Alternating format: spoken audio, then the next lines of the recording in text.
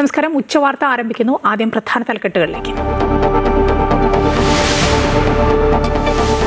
കണ്ണൂർ സീറ്റിൽ നേതൃത്വത്തോട് വിട്ടുവീഴ്ചയ്ക്കില്ലാതെ K Sudhakaran M P ചർച്ചയ്ക്കായി ഡൽഹിയിലേക്കില്ല. K സുധാകരന്റെ സ്ഥാനാർത്ഥിത്വം സംബന്ധിച്ച് നിലവിൽ ചർച്ചകളില്ലെന്ന് ACC general secretary Deepa Das Munshi. തീരുമാനം പാർട്ടിയുടേതെന്ന് VD സതീശൻ. കെ സുധാകരനെ അനുകൂലിച്ച് എറണാകുളത്തും പോസ്റ്റർ.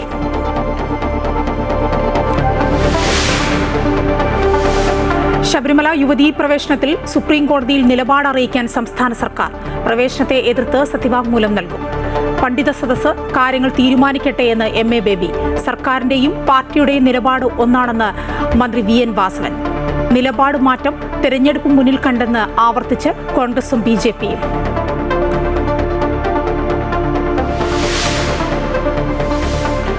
രാജ്യത്ത് പാചകവാതക സിലിണ്ടറുകളുടെ പൂഴ്ത്തിവെപ്പും കരിഞ്ചന്തയും തടയാൻ നടപടി ഊർജിതമാക്കി കേന്ദ്ര സർക്കാർ.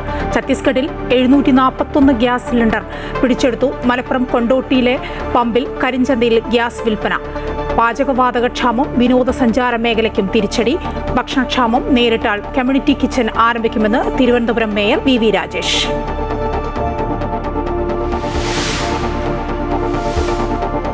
ഇറാന്റെ പ്രധാന എണ്ണ കയറ്റുമതി കേന്ദ്രമായ ഗാർക്ക് ദ്വീപിന് നേരെ അമേരിക്കൻ വ്യോമാക്രമണം. ഗാർക്ക് ദ്വീപിലെ എല്ലാ സൈനിക താവളങ്ങളും തകർത്തുവെന്ന് ട്രംപ്. ഇന്ത്യയിലേക്കുള്ള 2 LPG കപ്പലുകൾ ഹോർമൂസ് കടലിടുക്കിലൂടെ കടത്തിവിട്ട് ഇറാൻ. യുദ്ധമുനമ്പിലൂടെ കപ്പലുകൾ എത്തുന്നത് നരേന്ദ്രമോദിയുടെ നയതന്ത്ര വിജയമെന്ന് V മുരളീധരൻ.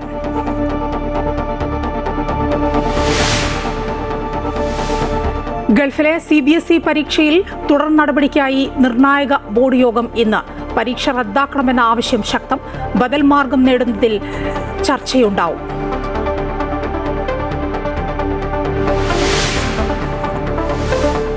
ISLൽ ആദ്യ ജയത്തിനായി കേരള ബ്ലാസ്റ്റേഴ്സ് ഇന്നിറങ്ങും. ഈസ്റ്റ് ബംഗാളുമായുള്ള മത്സരം വൈകിട്ട് 5:30 മുതൽ കൊൽക്കത്തയിൽ. സീറ്റ് നിഷേധത്തിൽ നേതൃത്വത്തോട് അയയാതെ കെ സുധാകരൻ MP ചർച്ചയ്ക്കായി ഡൽഹിയിലേക്കില്ല. ഫേസ്ബുക്ക് പോസ്റ്റ് എഴുതിയത് താൻ തന്നെയാണെന്നും VD സതീശനുമായി സംസാരിച്ചിട്ടില്ല എന്നും സുധാകരൻ വ്യക്തമാക്കി. അതേസമയം സുധാകരനെ കണ്ണൂർ നിയമസഭാ സീറ്റിൽ മത്സരിപ്പിക്കണമെന്ന നിലപാടാണ് രമേശ് ചെന്നിത്തലയ്ക്കുള്ളത്.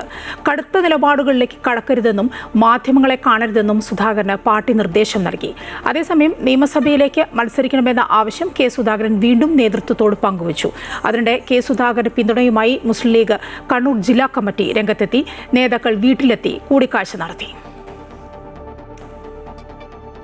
കണ്ണൂരിൽ കെ സുധാകരന്റെ സ്ഥാനാർത്ഥിത്വം സംബന്ധിച്ച് നിലവിൽ യാതൊരു ചർച്ചയും നടക്കുന്നില്ലെന്ന് ACC general secretary Deepa Das Munshi. Sudhakaran കണ്ണൂരിന്റെ മാത്രമല്ല കേരളത്തിലെ തന്നെ കരുത്തുറ്റ നേതാവാണ്. പിന്തുണയ്ക്കുന്നവരുടെ വികാരം മാത്രമല്ല നോക്കേണ്ടത്, പാർട്ടി തീരുമാനമാണ് പ്രധാനമെന്നും ദീപാദാസ് മുൻഷി കാസർഗോഡ് പറഞ്ഞു.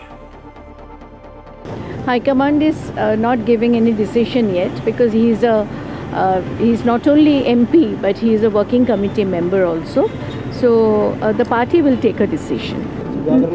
No discussion has done yet. Now we are just finding out in the CEC all the seats and the candidate selection is going on. The discussion will be taken by the High Command only and it will be. K സുധാകരനെ അനുകൂലിച്ചുകൊണ്ട് എറണാകുളത്തും poster. Muvattupuzha, Paravur, Perumbavoor എന്നിവിടങ്ങളിലാണ് poster പ്രത്യക്ഷപ്പെട്ടിട്ടുള്ളത്. പറവൂരിൽ പ്രതിപക്ഷ നേതാവ് VD സതീശന്റെ MLA ഓഫീസിന് സമീപവും poster ഒട്ടിച്ചിട്ടുണ്ട്. Save കോൺഗ്രസിന്റെ പേരിലാണ് poster. K Sudhakaran MPയുടെ FB പോസ്റ്റിൽ പ്രതികരണവുമായി പ്രതിപക്ഷ നേതാവ് VD സതീശൻ. തന്നോട് പറഞ്ഞതാണ് താൻ ഇന്നലെ വ്യക്തമാക്കിയത്. ഇപ്പോൾ പറഞ്ഞതിനെക്കുറിച്ച് അറിയില്ല. MPമാരുടെ കാര്യത്തിൽ ഹൈക്കമാൻഡ് തീരുമാനമെടുക്കും. KPCC അധ്യക്ഷ സ്ഥാനത്ത് നിന്ന് മാറ്റിയപ്പോൾ സുധാകരന് എന്തെങ്കിലും ഉറപ്പു നൽകിയതായി അറിവില്ലെന്നും ആരും സ്വയം സ്ഥാനാർത്ഥിയായി പ്രഖ്യാപിക്കേണ്ടെന്നും VD സതീശൻ കൊച്ചിയിൽ പറഞ്ഞു. എന്നോട് അങ്ങനെയല്ല അദ്ദേഹം പറഞ്ഞത്. അദ്ദേഹം ഇട്ടാണെങ്കിൽ ഞാൻ ചോദിച്ചാൽ ഇന്നലെ ആ ഫേസ്ബുക്ക് പോസ്റ്റ് എന്താ കുഴപ്പം? കണ്ണൂരിനെ പറ്റി അദ്ദേഹം വികാരഭരിതമായി പറഞ്ഞിരിക്കുന്നു. അദ്ദേഹം പ്രതിനിധാനം ചെയ്യുന്ന പാർലമെന്റ് മണ്ഡലമാണ് കണ്ണൂർ. അതിനേക്കാളും വലുതാണ് കണ്ണൂർ ജില്ല എന്ന് പറയുന്നത്. എന്താ കുഴപ്പം? അതൊന്നും എനിക്കറിയില്ല. ഞാൻ അങ്ങനെ ഉറപ്പ് കൊടുക്കാൻ അദ്ദേഹത്തിന് ഉറപ്പ് കൊടുക്കാൻ പറ്റിയ അത്ര വലിയ നേതാവല്ലല്ലേ. ശബരിമല യുവതീ പ്രവേശന വിഷയത്തിൽ സംസ്ഥാന സർക്കാരിന്റെ നിലപാട് സുപ്രീം കോടതിയിൽ അറിയിക്കും. യുവതീ പ്രവേശനത്തെ അനുകൂലിച്ച മുൻ നിലപാട് സർക്കാർ തിരുത്തും. ശബരിമലയിൽ ആചാര സംരക്ഷണം വേണമെന്നും സർക്കാർ സുപ്രീം കോടതിയിൽ ആവശ്യപ്പെടും. നേരത്തെ യുവതീ പ്രവേശനത്തെ അനുകൂലിച്ച സർക്കാർ തെരഞ്ഞെടുപ്പ് അടുത്ത ഘട്ടത്തിലാണ് നിലപാട് തിരുത്താൻ തയ്യാറായത്. കേസിൽ വിശദമായ വാദം ഏപ്രിൽ 7-ന് ആരംഭിക്കും.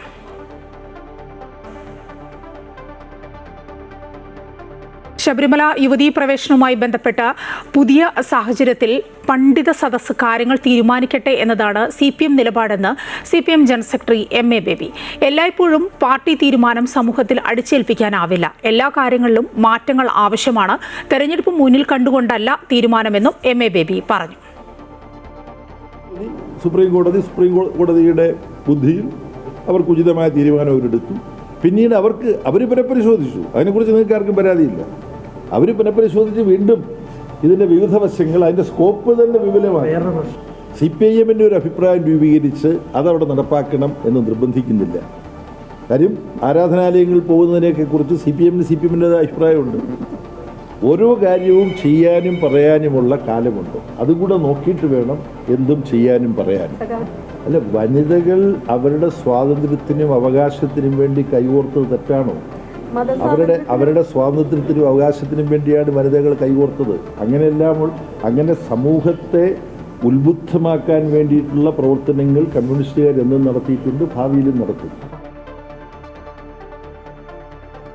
ശബരിമല യുവതീ പ്രവേശന വിഷയത്തിൽ സർക്കാരിന്റെയും പാർട്ടിയുടെയും നിലപാട് ഒന്നുതന്നെയാണെന്ന് മന്ത്രി VN വാസവൻ. വിശ്വാസികളുടെ താൽപര്യം സംരക്ഷിച്ചുകൊണ്ട് മാത്രമേ സർക്കാർ മുന്നോട്ടു പോവുകയുള്ളൂ. ആചാരങ്ങളുമായി ബന്ധപ്പെട്ട വിഷയത്തിൽ അതിൽ പാണ്ഡിത്യമുള്ളവരുമായി ചർച്ച ചെയ്ത് തീരുമാനം എടുക്കണം.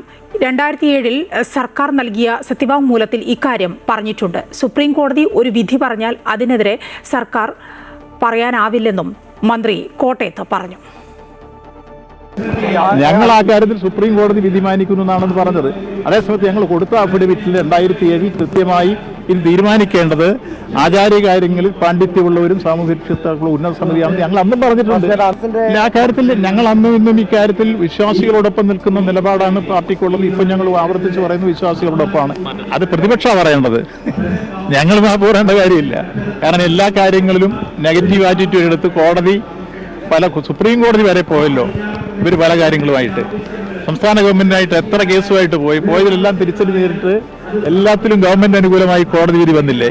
ഇങ്ങനൊരു കാലഘട്ടം കേരളത്തിലുണ്ടായിട്ടുണ്ടോ? ഇപ്പൊ ഈ ഗവൺമെന്റ് ഐശ്വര്യം ചില ഫേസ്ബുക്ക് പോസ്റ്റ് ഞാൻ കാണുന്നുണ്ട്. ഈ ഗവൺമെന്റ് ഐശ്വര്യം ശബരിമല യുവതീ പ്രവേശന വിഷയത്തിൽ സർക്കാർ നിലപാട് മാറ്റം തിരഞ്ഞെടുപ്പ് മുന്നിൽ കണ്ടുകൊണ്ട് എന്ന് ആവർത്തിച്ച് പ്രതിപക്ഷ നേതാവ് VD സതീശൻ.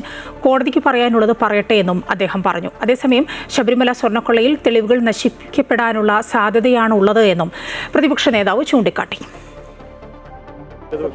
അവർ ചെയ്തല്ലോ, അതിന് ഇന്ന് എന്തൊക്കെ ന്യായീകരണമാണ് ദേവസ്വം മന്ത്രി പറഞ്ഞത്. ദേവസ്വം മന്ത്രി പ്രതിപക്ഷത്തെയാണ് ആക്രമിക്കുന്നത്. പ്രതിപക്ഷം വല്ല തെറ്റും ചെയ്ത ശബരിമല സ്ത്രീ പ്രവേശനവുമായി ബന്ധപ്പെട്ട് ഞങ്ങളുടെ നിലപാടിലേക്ക് ഗവൺമെൻറ് തിരിച്ചു വന്നിരിക്കുകയാണ്. അതിന് പ്രതിപക്ഷം ഭയങ്കര കുഴപ്പമാണെന്ന് പറയുകയാണ്. കോടതിയിലൊക്കെ തോറ്റുപോയെന്ന് കോടതി പറഞ്ഞിട്ടുണ്ട്. ഇദ്ദേഹം ദേവസ്വം മന്ത്രിയായിരിക്കുന്ന കാലത്താണ് രണ്ടാമത് അവിടെ വലിയ കളവ് നടത്താൻ ശ്രമിച്ചതെന്നാണ് കോടതി പറഞ്ഞിരിക്കുന്നത്. അദ്ദേഹത്തിനെതിരായിട്ടാണ് കോടതി പരാമർശം. ശബരിമല യുവതീ പ്രവേശനത്തിൽ വിശ്വാസികളെ പറ്റിക്കുന്ന നിലപാടാണ് സംസ്ഥാന സർക്കാരിനെന്ന് മുൻ കേന്ദ്രമന്ത്രി V മുരളീധരൻ. സർക്കാർ നിലപാട് മാറ്റുന്നില്ല, യുവതീ പ്രവേശനത്തെ അനുവദിക്കുന്നില്ല എന്ന് പറയുന്നതിന് പകരം ക്ഷേത്രം ഭാരവാഹികൾക്ക് തീരുമാനിക്കാമെന്ന നിലപാടാണ് സർക്കാരിനുള്ളത്. ക്ഷേത്ര ആചാരങ്ങളിൽ സർക്കാരോ കോടതിയോ ഇടപെടാൻ പാടില്ല എന്ന് സർക്കാർ പറയുമോ എന്നും മുരളീധരൻ ചോദിച്ചു. അതേസമയം വിഷയത്തിൽ കോൺഗ്രസും അഴകുഴമ്പൻ സമീപനമാണ് നടത്തിയത് എന്നും മുരളീധരൻ കുറ്റപ്പെടുത്തി. ശബരിമലയിലെ യുവതീ പ്രവേശനത്തിൻ്റെ വിഷയത്തിൽ സർക്കാർ നിലപാട് മാറ്റുന്നു എന്നുള്ള ധാരണ സൃഷ്ടിക്കാനുള്ള ഒരു ശ്രമം ബോധപൂർവം നടന്നുകൊണ്ടിരിക്കുകയാണ്. സർക്കാർ നിലപാട് മാറ്റുന്നില്ല, സർക്കാർ ആകെ മാറ്റുന്നത് ഞങ്ങളല്ല ഇതിൽ അഭിപ്രായം പറയേണ്ടത് ക്ഷേത്ര ആചാരങ്ങളുമായി ബന്ധപ്പെട്ടിട്ടുള്ള വിദഗ്ധന്മാരും പണ്ഡിതരുമാണ് എന്നുള്ളതാണ്. സർക്കാർ നേരത്തെ എടുത്ത നിലപാട് യുവതീ പ്രവേശനത്തിന് അനുകൂലമായിരുന്നു. യുവതീ പ്രവേശനത്തിനെ ഞങ്ങൾ അനുകൂലിക്കുന്നില്ല എന്ന നിലപാട് പറയുന്നതിന് പകരം യുവതീ പ്രവേശനത്തിൻ്റെ വിഷയത്തിൽ തീരുമാനമെടുക്കേണ്ടത് വിദഗ്ധന്മാരാണ് ക്ഷേത്രാചാരങ്ങളുമായി ബന്ധപ്പെട്ടിട്ടുള്ള ആളുകളാണ് എന്ന് പറഞ്ഞ് വിശ്വാസികളെ പറ്റിക്കാൻ വേണ്ടിയിട്ടുള്ള, വിശ്വാസികളെ കബളിപ്പിക്കാൻ വേണ്ടിയിട്ടുള്ള ഒരു ആസൂത്രിതമായിട്ടുള്ള ശ്രമമാണ് ഇന്നലെ മുതൽ നടക്കുന്നത്. ശബരിമലയിൽ സർക്കാർ തെറ്റ് തിരുത്തിയെന്ന് മന്ത്രി കെ.ബി. ഗണേഷ് കുമാർ. തെരഞ്ഞെടുപ്പ് മുന്നിൽ കണ്ടുള്ള നിലപാട് മാറ്റമല്ല ഇത്. മുൻപും ഇടതുപക്ഷം തെറ്റ് തിരുത്തിയിട്ടുണ്ട്. താൻ വ്യക്തിപരമായി സ്ത്രീ പ്രവേശനത്തോട് യോജിച്ചിരുന്നില്ല. പക്ഷേ കോടതി ഉത്തരവ് വരുമ്പോൾ വ്യക്തിപരമായ താല്പര്യങ്ങൾക്ക് എന്ത് പ്രസക്തിയാണ് ഉള്ളത് എന്നും ഗണേഷ് കുമാർ ചോദിച്ചു. വ്യക്തിപരമായി നമുക്ക് അതിനോട് യോജിപ്പില്ല. നമ്മൾ വിശ്വാസിയാണ്, ഞാൻ വിശ്വാസിയാണ്. വ്യക്തിപരമായി എനിക്ക് യോജിപ്പില്ല. പക്ഷേ കോടതി പറയുമ്പോൾ എൻ്റെ വ്യക്തിപരമായ താല്പര്യങ്ങൾക്ക് എന്ത് വില? കോടതി പറഞ്ഞു കഴിഞ്ഞാൽ പിന്നെ നമ്മുടെ വാക്കുകൾക്ക് യാതൊരു വിലയുമില്ല. അത് നിങ്ങൾ മനസ്സിലാക്കണം. അല്ല ഇടതുപക്ഷ മുന്നണി യു-ടേൺ അടിച്ചു എന്നല്ല. ഇടതുപക്ഷ മുന്നണി കോടതി വിധി വന്നപ്പോൾ അങ്ങനെ പറഞ്ഞു. പക്ഷേ ജനങ്ങളുടെ വികാരം മറിച്ചാണെന്ന് അറിഞ്ഞപ്പോൾ ഇടതുപക്ഷ മുന്നണി അത് തിരുത്തി. എന്നും CPM-ഉം LDF-ഉം തെറ്റ് തിരുത്തിയിട്ടില്ല. തെറ്റ് തിരുത്താത്ത പാർട്ടിയാണ്. തെറ്റുതിരുത്തലാണ്. തെറ്റാണ് നമുക്ക് ചെയ്തത്. നമ്മുടെ നിലപാട് ജനങ്ങൾക്ക് അനുകൂലമല്ല. ജനങ്ങളുടെ വിശ്വാസം അതല്ല. അവരോടൊപ്പം, ജനങ്ങളോടൊപ്പം, LDF ജനങ്ങളോടൊപ്പം. ഇലക്ഷൻ ഒന്നുമല്ലല്ലോ. ഇതിനു മുമ്പേ എന്താ നിലപാട്? NSS തന്നെ പറഞ്ഞല്ലോ പിണറായി വിജയന്റെ നിലപാട് ശരിയാണ്. അവരുടെ നിലപാടുകൾ മാറിയിരിക്കുന്നു. ശബരിമലയിൽ പിന്നീട് ഒരു പ്രശ്നം ഉണ്ടായിട്ടില്ല. അതുകൊണ്ട് ഞങ്ങൾ LDF-ന് പിന്തുണ കൊടുക്കുന്നതാണ് ജി സുകുമാരൻ നായർ സാർ പറഞ്ഞു. ആണോ? മാറി പറഞ്ഞില്ലല്ലോ. അദ്ദേഹം പറഞ്ഞ എന്താണ്? അന്നത്തെ നിലപാടല്ല. അവർ നിലപാടൊക്കെ മാറ്റി. അവരതിനുശേഷം വളരെ പവിത്രമായിട്ടും വിജയകരമായിട്ടും ശബരിമല ദർശനങ്ങൾ നടത്താനുള്ള സൗകര്യം ചെയ്തു കൊടുക്കുന്നു. ഭക്തജനങ്ങൾക്കൊപ്പമാണ്. ശബരിമല വിഷയത്തിൽ സർക്കാർ വിശ്വാസികളോടൊപ്പമല്ല, വിശ്വാസികൾക്കെതിരെയാണെന്ന് BJP സംസ്ഥാന general secretary MT Ramesh. Supreme കോടതി വിധിയുടെ മറപിടിച്ച് ശബരിമലയെ തകർക്കാൻ ശ്രമിച്ച സർക്കാരാണ് ഒന്നാം പിണറായി സർക്കാർ. 2018-ലെ സർക്കാർ നിലപാടിൽ ഇപ്പോൾ മാറ്റം വരുത്താൻ കാരണം എന്താണെന്ന് മുഖ്യമന്ത്രി വിശദീകരിക്കണം. വനിതാ മതിലിനെ തള്ളിപ്പറയാനും നവോത്ഥാന സമിതി പിരിച്ചുവിടാനും സർക്കാർ തയ്യാറാകുമോ എന്നും MT രമേശ് ചോദിച്ചു. ശബരിമലയെ തകർക്കാൻ സുപ്രീം കോടതി വിധികളെ മറപിടിച്ചുകൊണ്ട് അയ്യപ്പ വിശ്വാസികളെയും ശബരിമല സന്നിധാനത്തെയും തകർക്കാൻ വേണ്ടി നേതൃത്വം നൽകിയിട്ടുള്ള ഗവൺമെന്റായിരുന്നു പിണറായി വിജയന്റെ ഗവൺമെന്റ്. ഇന്നിപ്പോ ഈ നിയമസഭാ തെരഞ്ഞെടുപ്പിന് തൊട്ടു മുമ്പായി അതെല്ലാം മറന്ന് യു-ടേൺ അടിക്കുമ്പോൾ, ആചാരങ്ങളും അനുഷ്ഠാനങ്ങളുമാണ് പ്രധാനം എന്ന നിലപാട് ഇപ്പൊ സ്വീകരിക്കുമ്പോൾ, പഴയതെല്ലാം അത്ര പെട്ടെന്ന് മറക്കണം എന്നാണോ മുഖ്യമന്ത്രിയും CPM കരുതുന്നത്?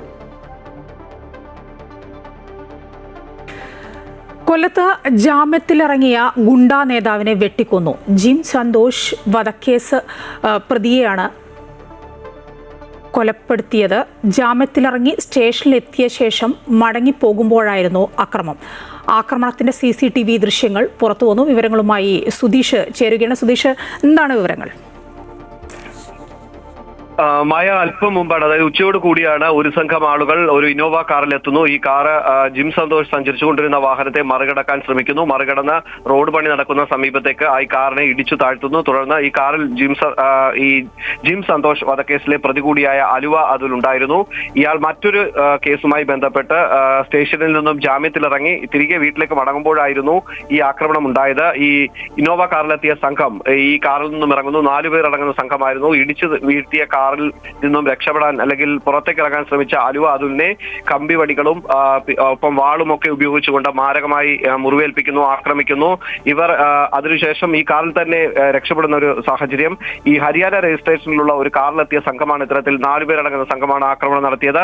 ജിം സന്തോഷ് ഈ പരിക്കേറ്റ് വെട്ടുകൊണ്ട് ഈ പ്രദേശത്ത് തന്നെ അല്പസമയം കിടക്കുന്നു. തുടർന്ന് നാട്ടുകാർ ഓടിക്കൂടി ഇദ്ദേഹത്തെ തൊട്ടടുത്തുള്ള ഒരു ആശുപത്രിയിലേക്ക് എത്തിക്കുകയാണ് ഉണ്ടായത്. ആശുപത്രിയിൽ വെച്ച് അലുവ അതുലിന് മരണം സംഭവിച്ചു. കഴിഞ്ഞ വർഷം മാർച്ച് 27-നായിരുന്നു കരുനാഗപ്പള്ളിയിൽ ജിം സന്തോഷ് എന്ന ഗുണ്ടാ നേതാവിനെ കാറിലെത്തിയ സംഘം, അതായത് അലുവ അതുൽ ഉൾപ്പെടെ, ആ കേസിൽ അലുവ അതുൽ ഒന്നാം പ്രതിയാണ്, അലുവ അതുൽ ഉൾപ്പെടെയുള്ള 13 പേരടങ്ങുന്ന സംഘം ക്രൂരമായി കൊലപ്പെടുത്തുകയുണ്ടായത്. അതിനുശേഷം ഈ അലുവ അതുലിനെ ഏറെ നാളുകൾക്ക് ശേഷമാണ് പോലീസ് പിടികൂടുന്നത്. തുടർന്ന് അലുവ അതുൽ ഈ കേസുമായി ബന്ധപ്പെട്ട് ജാമ്യത്തിലിറങ്ങുന്നു. മറ്റൊരു കേസിൽ തുടർന്ന് ജാമ്യത്തിലിറങ്ങുമ്പോൾ തന്നെ അലുവ അതുൽ മറ്റൊരു കൊട്ടേഷൻ ഏറ്റെടുത്ത മറ്റൊരു കേസിൽ പ്രതിയാണ്. ആ കേസുമായി ബന്ധപ്പെട്ട ജാമ്യ നടപടികൾ പുരോഗമിക്കുമ്പോഴാണ് ഇപ്പോൾ ഇത്തരത്തിൽ ഒരു ദാരുണമായ സംഭവം ഉണ്ടായിരിക്കുന്നത്. ഏതായാലും കരുനാഗപ്പള്ളി പോലീസ് സ്റ്റേഷനിൽ നിന്നും ഒരു 2 കിലോമീറ്റർ മാത്രം അകലത്തിൽ പുതിയകാവ് എന്ന സ്ഥലത്ത് വെച്ചാണ് ഇത്തരത്തിൽ ഈ അലുവ അതുലിനെ മൃഗീയമായി കൊലപ്പെടുത്തിയത്. സുധീഷ് കുമാറാണ് വിവരങ്ങൾ നൽകിക്കൊണ്ടിരുന്നത്. കൊല്ലത്ത് ജാമ്യത്തിലിറങ്ങിയ ഗുണ്ടാ നേതാവിനെ വെട്ടിക്കൊന്നിരിക്കുന്നു. ജിം സന്തോഷ് വധക്കേസിലെ പ്രതി അലുവ അതുലിനെയാണ് കൊലപ്പെടുത്തിയത്. രാജ്യത്ത് പാചകവാതക സിലിണ്ടറുകളുടെ പൂഴ്ത്തിവെപ്പും കരിഞ്ചന്തയും തടയാൻ കേന്ദ്ര സർക്കാർ നടപടികൾ ഊർജിതമാക്കി. ഛത്തീസ്ഗഡിലെ വിവിധ ജില്ലകളിൽ ഭക്ഷ്യവകുപ്പും ജില്ലാ ഭരണകൂടവും സംയുക്തമായി നടത്തിയ പരിശോധനയിൽ 741 സിലിണ്ടറുകൾ പിടിച്ചെടുത്തു. പശ്ചിമേഷ്യൻ യുദ്ധ സാഹചര്യത്തിൽ ഇന്ധനക്ഷാമം ഉണ്ടായേക്കാമെന്ന അഭ്യൂഹങ്ങൾ മുതലെടുത്തുകൊണ്ട് സിലിണ്ടറുകൾ അനധികൃതമായി ശേഖരിച്ചവർക്കെതിരെയാണ് നടപടി. റായ്പൂർ, ബിലാസ്പൂർ തുടങ്ങിയ നഗരങ്ങളിലാണ് വ്യാപകമായ ക്രമക്കേടുകൾ കണ്ടെത്തിയത്. എസൻഷ്യൽ കമ്മോഡിറ്റീസ് ആക്ട് പ്രകാരം ഇത്തരം നിയമലംഘകർക്കെതിരെ കർശന നടപടി സ്വീകരിക്കാൻ കേന്ദ്രം എല്ലാ സംസ്ഥാനങ്ങൾക്കും നിർദ്ദേശം നൽകിയിട്ടുണ്ട്. നിലവിൽ രാജ്യത്ത് ഗാർഹിക ആവശ്യത്തിനുള്ള ഗ്യാസ് സ്റ്റോക്ക് കൃത്യമായി ലഭ്യമാണെന്നും ഉപഭോക്താക്കൾ പരിഭ്രാന്തരാകേണ്ടതില്ലെന്നും അധികൃതർ വ്യക്തമാക്കി. മലപ്പുറത്ത് കരിഞ്ചന്തയിൽ ഗ്യാസ് വിൽപ്പന. കൊണ്ടോട്ടി കൊട്ടുക്കരയിലാണ് സംഭവം ഉണ്ടായത്. കൊട്ടുക്കര SA ഓട്ടോ LPG പമ്പിലാണ് കരിഞ്ചന്തയിൽ വിൽപ്പന നടന്നത്. 2000 രൂപ നിരക്കിൽ സിലിണ്ടറിൽ ഫിൽ ചെയ്ത് നൽകുകയായിരുന്നു. വാഹനങ്ങൾക്ക് നിറയ്ക്കാൻ മാത്രമാണ് അനുമതിയുള്ളത്. ഇന്നലെ 1000-ലധികം ആളുകൾക്ക് സിലിണ്ടർ ഫിൽ ചെയ്ത് നൽകി. സ്റ്റോക്ക് തീർന്നതിനാൽ ഇന്ന് വിൽപ്പന നടന്നില്ല. പാചകവാതകക്ഷാമം മൂലം ആശുപത്രികളിലും ഹോട്ടലുകളിലും ഭക്ഷണം കിട്ടാത്ത സാഹചര്യം വന്നാൽ തിരുവനന്തപുരത്ത് നഗരസഭ കമ്മ്യൂണിറ്റി കിച്ചൺ ആരംഭിക്കുമെന്ന് മേയർ VV രാജേഷ്. ഇത് സംബന്ധിച്ച് എല്ലാ കൗൺസിലർമാരുമായും ഓൺലൈൻ മീറ്റിംഗ് നടത്തി. നാളെ സർവകക്ഷി യോഗം വിളിച്ച് തീരുമാനമെടുക്കും. സ്ഥിതിഗതികൾ കേന്ദ്രമന്ത്രി സുരേഷ് ഗോപിയുമായി ചർച്ച നടത്തിയിട്ടുണ്ട്. കമേഴ്ഷ്യൽ പാചകവാതകം 20% വിതരണം ചെയ്യുമെന്ന് മന്ത്രി അറിയിച്ചു. ഒരു കാരണവശാലും ഭക്ഷ്യവസ്തുക്കൾക്ക് വില വർദ്ധിപ്പിക്കുന്ന സാഹചര്യത്തിലേക്ക് പോകരുതെന്ന് hotel owners association, catering association എന്നിവരുമായി നടത്തിയ ചർച്ചയിൽ നിർദ്ദേശം നൽകിയതായും മേയർ അറിയിച്ചു. ഒരു കാരണവശാലും ഭക്ഷണ സാധനങ്ങൾക്ക് വില വർദ്ധിപ്പിക്കുന്ന നടപടികളിലേക്ക് പോകരുത് എന്ന് ഹോട്ടൽ ഉടമകൾക്ക് നിർദ്ദേശം നൽകിയിട്ടുണ്ട്. പാചകവാതക ക്ഷാമമുണ്ട് എന്നുള്ളൊരു ധാരണ പരത്തി കരിഞ്ചന്തയും പൂഴ്ത്തിവയ്പും കർശനമായിട്ട് കോർപ്പറേഷൻ നേരിടും. പരിശോധനകൾ വളരെ ശക്തമാക്കും. അങ്ങനെയുള്ളവരുടെ ലൈസൻസ് റദ്ദാക്കുന്നതിനുള്ള ഉൾപ്പെടെയുള്ള നടപടികൾ എടുക്കുവാൻ തീരുമാനിച്ചിട്ടുണ്ട്.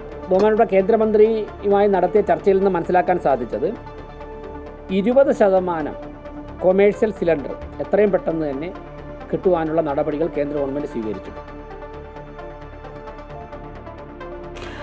പാചകവാതക പ്രതിസന്ധിയുമായി ബന്ധപ്പെട്ട് കൊച്ചിയിൽ ജില്ലാ കളക്ടറുടെ നേതൃത്വത്തിൽ യോഗം ചേർന്നു. ഗ്യാസ് ഏജൻസികൾ, ഉദ്യോഗസ്ഥർ, സർക്കാർ പ്രതിനിധികൾ തുടങ്ങിയവർ യോഗത്തിൽ പങ്കെടുത്തു. ആശങ്കപ്പെടേണ്ട സാഹചര്യം ഇല്ലെന്ന് ജില്ലാ കളക്ടർ G. പ്രിയങ്ക അറിയിച്ചു. ഉൽപാദനം വർദ്ധിപ്പിച്ചിട്ടുണ്ടെന്നും കരിഞ്ചന്ത തടയാൻ പരിശോധനകൾ ഉണ്ടാകുമെന്നും കളക്ടർ കൂട്ടിച്ചേർത്തു. റിഫൈനറി അടക്കം 30% ഉൽപാദനം വർദ്ധിപ്പിച്ചിട്ടുണ്ട്. പ്രശ്നങ്ങൾ ഉടൻ പരിഹരിക്കും. ആശുപത്രികൾ, സ്കൂളുകൾ, ഹോസ്റ്റലുകൾ തുടങ്ങിയ ഇടങ്ങളിൽ പാചകവാതകം ഉറപ്പാക്കും. നിയമവിരുദ്ധമായി ഒന്നും അനുവദിക്കില്ല എന്നും യോഗത്തിൽ കളക്ടർ വ്യക്തമാക്കി. പാചകവാതകക്ഷാമം ഇടുക്കിയുടെ വിനോദസഞ്ചാര മേഖലയ്ക്കും പ്രതിസന്ധി സൃഷ്ടിക്കുന്നു. മൂന്നാറിൽ ഉൾപ്പെടെ വിവിധയിടങ്ങളിൽ ഹോട്ടലുകൾ അടച്ചു. പ്രവർത്തിക്കുന്ന പല ഹോട്ടലുകളും വിഭവങ്ങളുടെ എണ്ണം ചുരുക്കിയിട്ടുണ്ട്. യുദ്ധത്തെ തുടർന്നുണ്ടായ പാചകവാതകക്ഷാമം മൂന്നാറിന്റെ വിനോദസഞ്ചാര മേഖലയ്ക്കും പ്രതിസന്ധിയാവുകയാണ്. പാചകവാതകമില്ലാതായതോടെ മൂന്നാർ ആനച്ചാലിലടക്കം വിവിധ ഹോട്ടലുകൾ അടച്ചു. നിലവിലെ സ്ഥിതി തുടർന്നാൽ വരും ദിവസങ്ങളിൽ മറ്റു ഹോട്ടലുകളും അടച്ചിടേണ്ടി വരുമെന്ന് ഉടമകൾ പറയുന്നു. ഈ മേഖലയിൽ ഇപ്പോൾ 4 ഹോട്ടൽ അടച്ചിട്ടുണ്ട്. ആനച്ചാൽ സിറ്റിയിൽ 4 ഹോട്ടൽ. ഞങ്ങൾക്ക് 4 പേര്, 4 ജീവനക്കാരും, ഞങ്ങളുടെ വൈഫും ഞാനും പിന്നെ ഒരു ഫ്രണ്ടുണ്ട്. എല്ലാം കൂടെ 5-6 പേരുണ്ട്. വെള്ളം ബാധിച്ചില്ല. രാവിലെ ബ്രേക്ക്ഫാസ്റ്റ് പരിപാടികളെല്ലാം നിർത്തി. ഇപ്പോൾ ഉച്ചയ്ക്കത്തെ ഊണിന്റെ മീൽസിന്റെ പരിപാടി മാത്രമായി. തുറന്നു പ്രവർത്തിക്കുന്ന പല ഹോട്ടലുകളും വിഭവങ്ങളുടെ എണ്ണം ചുരുക്കി. ചില ഹോട്ടലുകളിൽ ഉച്ചയൂണ് മാത്രമാണ് ലഭിക്കുന്നത്. അൽഫാം, ഷവർമ പോലെ പാചക സമയം കൂടുതലുള്ള വിഭവങ്ങൾ പാടെ നിർത്തി. വിറകിന് വില കൂടിയതിനൊപ്പം ലഭ്യതക്കുറവുമുണ്ട്. ഹോട്ടലുകൾ അടച്ചാൽ ഉടമകൾക്കൊപ്പം തൊഴിലാളികളുടെയും വരുമാനം നിലയ്ക്കും. ഭക്ഷണാവശ്യങ്ങൾക്കായി ഹോട്ടലുകളെ മാത്രം ആശ്രയിക്കുന്നവരും പ്രതിസന്ധിയിലാണ്. നിലവിൽ മൂന്നാറിലേക്ക് ഇപ്പോൾ കാര്യമായി സഞ്ചാരികൾ എത്തുന്നില്ല. എന്നാൽ ഏപ്രിൽ മാസം മുതൽ മൂന്നാറിൽ സഞ്ചാരികളുടെ തിരക്ക് ആരംഭിക്കും. ഇപ്പോഴത്തെ സ്ഥിതി തുടർന്നാൽ വിനോദസഞ്ചാര മേഖലയ്ക്ക് അത് വലിയ തിരിച്ചടിയാകും. അമൃത ന്യൂസ്, ഇടുക്കി. റഷ്യയിൽ നിന്നുള്ള എണ്ണ ഇറക്കുമതിയുടെ പേരിൽ അമേരിക്ക ഇന്ത്യയെ സമ്മർദ്ദത്തിലാക്കിയെന്ന ഗുരുതര ആരോപണവുമായി ഇറാൻ വിദേശകാര്യമന്ത്രി രംഗത്തെത്തി. അതേസമയം ഇന്ത്യയിലേക്കുള്ള 2 LPG കപ്പലുകൾ ഹോർമൂസ് കടലിടുക്കിലൂടെ പോകാൻ ഇറാൻ അനുമതി നൽകി. ശിവാലിക്, നന്ദാദേവി എന്നീ കപ്പലുകൾക്കാണ് കടലിടുക്ക് കടക്കാൻ അനുമതി നൽകിയത്. ഇന്ത്യൻ നാവികസേനയുടെ അനുമതിയോടെ ശിവാലിക് കടലിടുക്ക് കടന്നു. കേന്ദ്ര സർക്കാർ ഇറാനുമായി നടത്തിയ നിരന്തര ചർച്ചകൾക്കൊടുവിലാണ് കപ്പലുകൾ കടത്തിവിട്ടത്. അതേസമയം ഹോർമൂസ് വഴിയിലൂടെയുള്ള സുരക്ഷിതമായ ചരക്ക് നീക്കത്തിൽ ഉടൻ ഉടൻ അന്തിമ തീരുമാനമുണ്ടാകുമെന്ന് ഇന്ത്യയിലെ ഇറാൻ അംബാസിഡർ അറിയിച്ചു. അതിനിടെ ഇറാനിലെ പരമോന്നത നേതാവ് മുജ്തബ ഖമനേയി അടക്കമുള്ള പ്രമുഖരെക്കുറിച്ച് വിവരം കൈമാറുന്നവർക്ക് അമേരിക്ക $10 മില്യൺ പ്രതിഫലം പ്രഖ്യാപിച്ചു.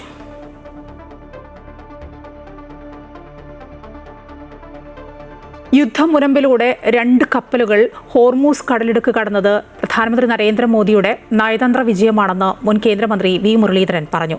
പാചകവാതക പ്രതിസന്ധിയിൽ കേന്ദ്ര സർക്കാർ ഇടപെടൽ നടത്തുന്നുവെന്നും പശ്ചിമേഷ്യൻ സംഘർഷം ഇന്ത്യയെ ബാധിക്കില്ല എന്ന് ഉറപ്പുവരുത്തുന്നുണ്ട് എന്നും അദ്ദേഹം വ്യക്തമാക്കി. നടന്നുകൊണ്ടിരിക്കുന്ന യുദ്ധം, ആ യുദ്ധത്തിന്റെ പേരിൽ ഇന്ത്യയിൽ കാര്യമായിട്ടുള്ള പ്രശ്നങ്ങൾ ഉണ്ടാകില്ല എന്ന് ഉറപ്പുവരുത്താൻ ആവശ്യമായിട്ടുള്ള നടപടികൾ, ആ നടപടികളാണ് കേന്ദ്ര സർക്കാരിന്റെ ഭാഗത്ത് നിന്നുള്ളത്. ഇന്നത്തെ ഏറ്റവും അഭിമാനകരമായിട്ടുള്ള ഒരു കാര്യം, LPGയുമായിട്ട് 2 ഇന്ത്യൻ കപ്പലുകൾ ഹോർമൂസ് കടലിടുക്ക് കടന്നു എന്നുള്ളതാണ്. ഇന്ത്യയും ഇറാനും തമ്മിലുള്ള ഊഷ്മളമായിട്ടുള്ള നയതന്ത്ര ബന്ധം, ആ നയതന്ത്ര ബന്ധമാണ് ഇതിനുള്ള കാരണം. ഇറാൻ സൈന്യത്തോട് കീഴടങ്ങാൻ ആവശ്യപ്പെട്ട് അമേരിക്കൻ പ്രസിഡന്റ് ഡൊണാൾഡ് ട്രംപ് ആയുധങ്ങൾ ഉപേക്ഷിക്കണമെന്നും ട്രംപ് മുന്നറിയിപ്പ് നൽകി. അതിനിടെ ഇറാന്റെ പ്രധാന എണ്ണ കയറ്റുമതി കേന്ദ്രമായ ഗാർക്ക് ദ്വീപിന് നേരെ വ്യോമാക്രമണം നടത്തിയതായി ട്രംപ് അറിയിച്ചു. പശ്ചിമേഷ്യയുടെ ചരിത്രത്തിൽ തന്നെ ഏറ്റവും ശക്തമായ ബോംബിംഗ് റെയ്ഡുകളിൽ ഒന്നാണ് US സെൻട്രൽ കമാൻഡ് നടത്തിയത് എന്നും ഗാർക്ക് ദ്വീപിലെ എല്ലാ സൈനിക താവളങ്ങളും പൂർണ്ണമായി തകർത്തുവെന്നും ട്രംപ് സോഷ്യൽ മീഡിയയിലൂടെ അവകാശപ്പെട്ടു. ഗൾഫിലെ CBSE തുടർ പരീക്ഷകളെ സംബന്ധിച്ച് അന്തിമ തീരുമാനമെടുക്കാൻ ബോർഡിന്റെ നിർണായക യോഗം ഇന്ന് ചേരും. സംഘർഷ സാഹചര്യം തുടരുന്നതിനാൽ പരീക്ഷകൾ പൂർണ്ണമായി മാറ്റണമെന്ന ആവശ്യം പരിഗണിക്കുമെന്ന് സൂചന. പരീക്ഷയ്ക്ക് പകരം ബദൽ മാർഗത്തിലൂടെ മാർക്ക് നൽകുന്നതും ചർച്ചയാവും. ഈ മാസം 16 വരെയുള്ള പരീക്ഷകൾ മാറ്റിവെച്ചിരുന്നു. സദ്ഗുരു ശ്രീ മാതാ അമൃതാനന്ദമയി ദേവി പ്രസിഡന്റ് ദ്രൗപദി മുർമുവിനൊപ്പം ഈ മാസം 19-ന് അയോധ്യ സന്ദർശിക്കും. രാമക്ഷേത്രത്തിന്റെ 2ാം നിലയത്തിൽ ശ്രീരാമയന്ത്രം സ്ഥാപിക്കുന്നതിനും അനുബന്ധ പൂജകൾക്കും പ്രസിഡന്റിനൊപ്പം അമ്മയും സാക്ഷിയാവും. ശ്രീരാമ ജന്മഭൂമി തീർത്ഥക്ഷേത്ര ട്രസ്റ്റിന്റെ ക്ഷണം സ്വീകരിച്ചുകൊണ്ടാണ് അമ്മയുടെ അയോധ്യ സന്ദർശനം. ഹിന്ദു പുതുവർഷം എന്നറിയപ്പെടുന്ന ചൈത്ര നവരാത്രിയുടെ ആദ്യ ദിവസമായ മാർച്ച് 19-നാണ് അയോധ്യയിലെ ശ്രീരാമക്ഷേത്രത്തിന്റെ 2ാം നിലയിൽ ശ്രീരാമയന്ത്രം സ്ഥാപിക്കുക. ഈ സവിശേഷ ദിനത്തിൽ പ്രത്യേക പൂജകളും പ്രാർത്ഥനയും ഉണ്ടായിരിക്കും. മുഖ്യമന്ത്രി യോഗി ആദിത്യനാഥ് നേരിട്ട് അയോധ്യയിലെത്തി ഒരുക്കങ്ങൾ വിലയിരുത്തി.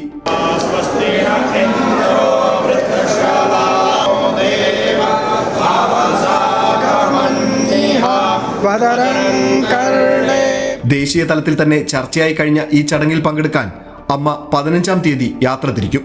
കായംകുളത്തു നിന്നും പ്രത്യേകം സജ്ജമാക്കിയ ട്രെയിനിൽ അമ്മയ്ക്കൊപ്പം ആശ്രമത്തിലെ മുതിർന്ന സന്യാസി ശ്രേഷ്ഠരും ബ്രഹ്മചാരികളും ആശ്രമ അന്തേവാസികളും ഉൾപ്പെടെ 1200ഓളം പേർ ഉണ്ടാകും. 1980കളിൽ ചെറിയ സംഘം ഭക്തന്മാരും അന്തേവാസികളുമായി അമ്മ ട്രെയിനിൽ യാത്ര ചെയ്തിട്ടുണ്ട്. അതിനുശേഷം ഇതാദ്യമായിട്ടാണ് ഇത്ര വലിയൊരു സമൂഹം ആളുകളുമായി അമ്മ തീവണ്ടിയിൽ ഒരു ആത്മീയ യാത്ര നടത്തുന്നത്. അയോധ്യയിലെത്തുന്ന അമ്മയെ ശ്രീരാമ ജന്മഭൂമി തീർത്ഥ ക്ഷേത്ര trust general secretary Champat Rai, Sreerama Janmabhumi തീർത്ഥ ക്ഷേത്ര ട്രസ്റ്റ് നിർമ്മാണ സമിതി അധ്യക്ഷൻ നിബേന്ദ്ര മിശ്ര തുടങ്ങിയവർ ചേർന്ന് സ്വീകരിക്കും. അമൃത ന്യൂസ്, കൊല്ലം.